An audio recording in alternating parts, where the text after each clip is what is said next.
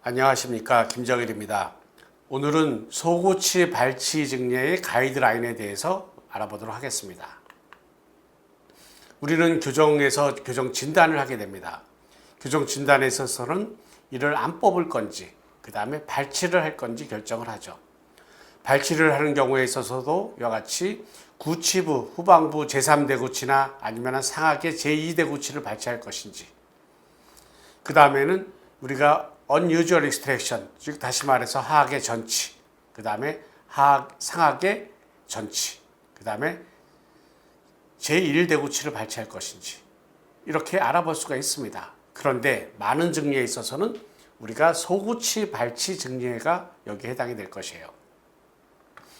소구치 발치 증례에 있어서는 제1소구치를 발치할 것이냐 제2소구치를 발치할 것이냐에 따라서 다양한 이와 같은 트리트먼트 플랜이 나올 수가 있게 됩니다. 그래서 우리가 알기 쉽게 전치부 반대 규합이 있는 증례, 그 다음에 정상적인 오버젯이 있는 증례, 그 다음에 오버젯이 큰 2급 부정규합인 증례, 이렇게 나눠서 여러분들이 발치를 어떤 경우를 할 건지 우리가 알아보는 시간이 되겠습니다. 그래서 1급인 경우에 있어서는 기본적으로 상하계 제1소구치, 하악 제1소구치, 그 다음에 상하악 제2소구치 발치를 기본으로 하겠죠. 이럴 때 제2소구치 발치한 경우에 있어서는 전방부 치아들보다는 후방부 치아들이 더 많이 앞으로 나와야 될 것이에요.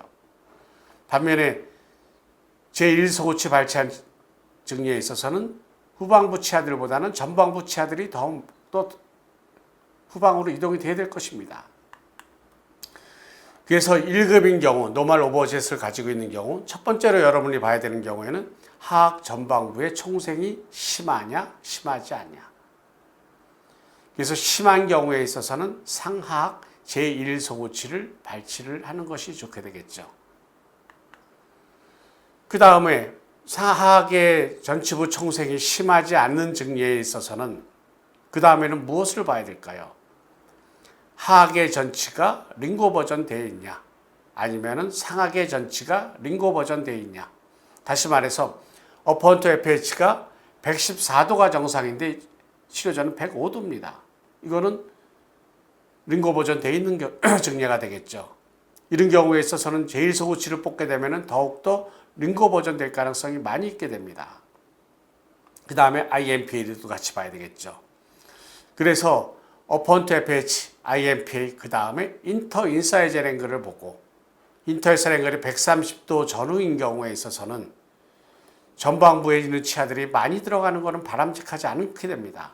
이런 경우에 있어서는 후방부에 있는 치아를 발치를 하는 것이 바람직하게 되겠죠.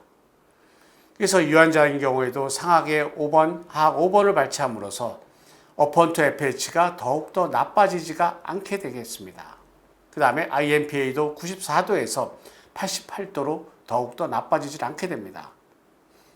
그래서 인터에살 앵글은 128도에서 138도로 바뀐 걸 볼 수가 있게 됩니다. 그래서 두 번째 항목에 있어서는 상하악 전치의 전방 돌출 각도를 여러분들이 보셔야 되겠습니다. 그 다음에는 POP를 봐야죠. 그래서 POP 자체가 노멀 POP냐, 그 다음에 스티프한 POP냐.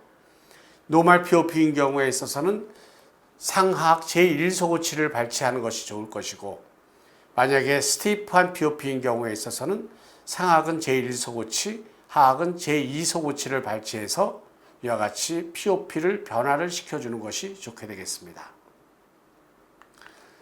그럼 2급 부정교합인 경우에는 어떻게 치료하는 것이 좋을까요? 2급 부정교합인 경우에 있어서는 기본적으로 여러분이 생각을 하는 발치 치료 과정은 상하악만 소구치 발치, 그 다음에 상하악은 제1소구치, 하악은 제2소구치 발치 증례가 되겠습니다. 그래서 첫 번째 오버젯이 큰 경우, 첫 번째 정주항이 삐뚤어졌냐 안 삐뚤어졌냐를 여러분이 먼저 평가를 하시는 게 좋습니다. 그래서 정주항이 삐뚤어지지 않은 경우에 있어서는 아까 1급 부정교합과 마찬가지로 하악 전방부에 총생이 있냐 없냐, 총생이 조금 있다. 그러면 어떻게 해야 될까요? 하악에 있어서는 상하악은 제1소구치, 하악은 제2 소구치를 발치하는 것이 좋게 됩니다. 만약에 그렇지 않다라고 하면은 하악의 전방부의 총생이 심하지가 않다라고 하면은 상악만 소구치를 발치하는 증례가 될 것입니다. 그러면은 상악만 소구치를 발치하는 증례에 있어서는 우리는 상악의 견치는 1급의 견치관계, 그 다음에 상악의 구치는 이와 같이 풀크레스트를 만들어줘야만 됩니다.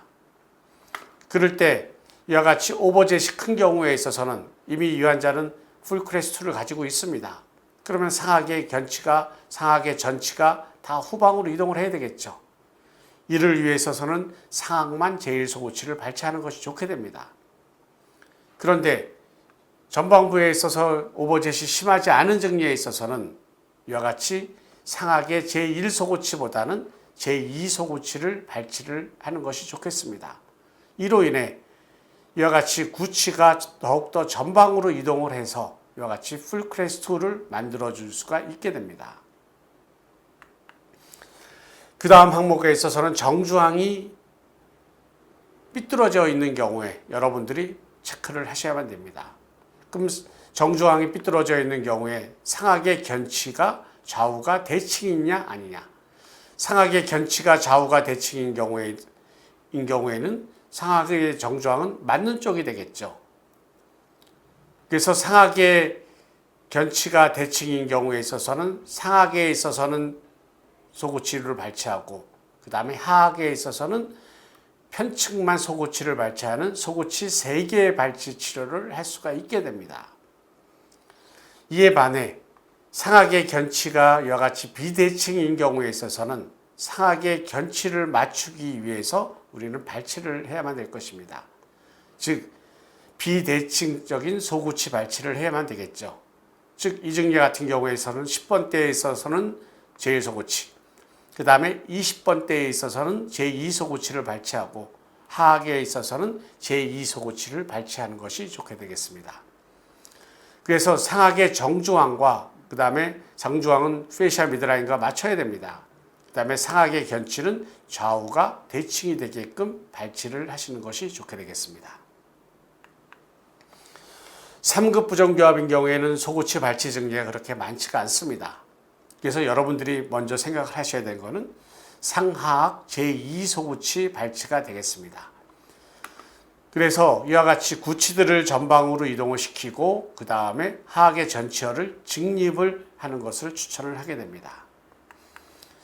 그럴 때 전치부의 반대교합 또는 있습니다. 이럴 때에도 마찬가지입니다. 하악의 전방부의 총생이 심한 경우에 있어서는 상악은 제2소구치, 하악은 제1소구치를 발치할 수도 있습니다.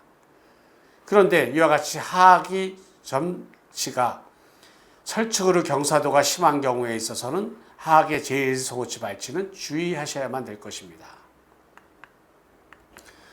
그 다음에 하악 전치부의 총생이 심하지 않은 증례에 있어서는 상악 전치부 총생이 심하냐, 심하지 않냐가 변수가 되겠죠.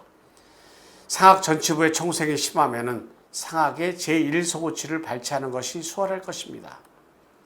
그런데 상악 전치부의 총생이 심하지 않은 경우에 있어서는 상악의 제1소구치보다는 상악에 있어서는 제2소구치를 발치하는 것이 좋겠죠. 왜냐하면 상악의 제1소구치를 발치하게 되면 상악의 전치는 너무 후방으로 위치를 하게 됩니다. 그러면은 비수술 치료인 경우에 있어서는 하악의 전치가 너무 설측 경사도가 될 가능성이 많이 있게 됩니다.